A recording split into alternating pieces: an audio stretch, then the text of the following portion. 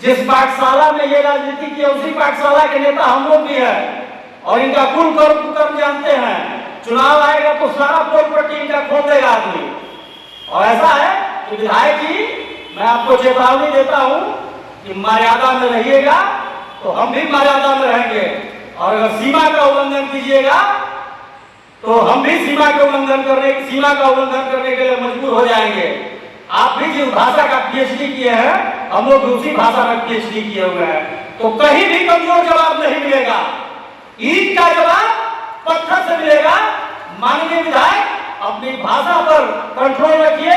अपने दीपक यादव किसी पार्टी किसी दल का नेतृत्व नहीं, डुमरांव की जनता की समस्याओं का नेतृत्व कर रहे थे, और वैसी समस्याओं के खिलाफ जब इन्होंने आवाज बुलंद की तो जो व्यक्ति छात्र राजनीति की पाठशाला से आया है, एक पूर्व छात्र नेता को जिस तरह की भाषा का प्रयोग किया, यह उनकी आपराधिक मानसिकता और पिछड़ा दलित शोषित वंचित वर्ग के नेतृत्व के विकास को देखते हुए उनके अंदर जो जलनशीलता की भावना है कि एक दलित पिछड़ा का बेटा डुमरांव का नेता कैसे बन रहा है, यह अजीत कुशवाहा की मानसिकता को दर्शाती है। दूसरा विषय क्या है कि एक परंपरा बन गई है महागठबंधन के विधायकों की कि जब खरमास का टाइम रहेगा, जब खाली टाइम रहेगा, इनके ठेकेदारों को ये निर्देशित किया जाता है कि तुमको वैसे समय में काम नहीं करना है, तुमको करना कब काम है तो जब हिंदुओं का कोई अच्छा पर्व आएगा तब। तो ये हिंदुओं के अच्छा पर्व को याद करते हैं और वो पर्व शुरू होने के एक दिन पहले रात में रोड तोड़ना शुरू कर देते हैं। तो ये हिंदू धर्म के विरोधी हैं, और अगर हिंदुओं का पूजा पाठ त्योहार बंद हो जाए तो लाखों लोगों के घरों में चूल्हा नहीं जलेगा इस देश में।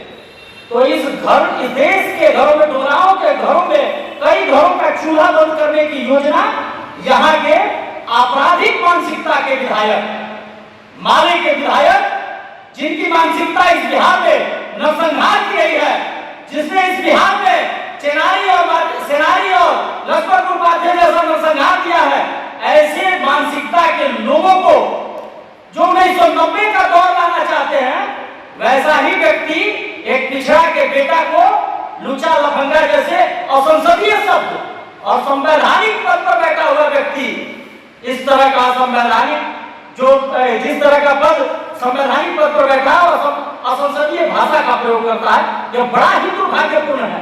माननीय विधायक एक जिम्मेदार पद है और वह डुमरांव की जनता की समस्या जो है उस समस्या को रखने के लिए, और वो भी छात्र राजनीति से निकल कर आया हुआ व्यक्ति जो इस तरह के संघर्षों को हमेशा करता आया है, जो इस तरह की लड़ाई लड़ता आया है, वैसे लोगों के खिलाफ आप इस तरह का भाषा प्रयोग करते हैं।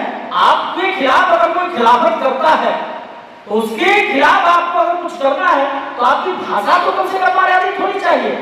जिस तरह से माननीय विधायक ने अपने पार्टी का परिचय दिया है, खैर उनसे बहुत अच्छे भाषा का उम्मीद नहीं किया जा सकता है, लेकिन अपने आप को जिस तरह का वह अपनी छवि दिखाते हैं सोशल मीडिया के माध्यम से, जिस तरह से अपने आप को वो ईमानदार बताते हैं, जिस तरह से वो अपने आप को विजन वाला बताते हैं, तो इनका विजन और विकास डुमरांव की जनता भले नहीं जानती होगी।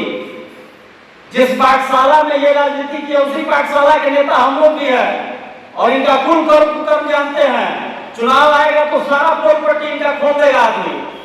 और ऐसा है कि विधायक जी, मैं आपको चेतावनी देता हूं कि मर्यादा में रहिएगा तो हम भी मर्यादा में रहेंगे, और अगर सीमा का उल्लंघन कीजिएगा तो हम भी सीमा का उल्लंघन करने के लिए मजबूर हो जाएंगे। आप भी जिस भाषा का पीएचडी किए हैं, हम लोग भी उसी भाषा में पीएचडी किए हुए हैं, तो कहीं भी कमजोर जवाब नहीं मिलेगा। ईट का जवाब पत्थर से मिलेगा। माननीय विधायक, अपनी भाषा पर कंट्रोल रखिए, अपने जवाब में संयम रखिए, अपने मर्यादा को और अपने पद की गरिमा को बनाए रखिए, आपके लिए बेहतर होगा। वैसे इस बार आपका बोरिया बिस्तर बंधना तय है और पूर्व विधायक का बोर्ड आप पहले से बनवा लीजिए, यह मैं आपको लिख के दे रहा हूं। और अगर पूर्व विधायक आप नहीं हुए तो मैं पूरा यहाँ प्रेस कॉन्फ्रेंस आप कीजिएगा, मैं भी करूंगा।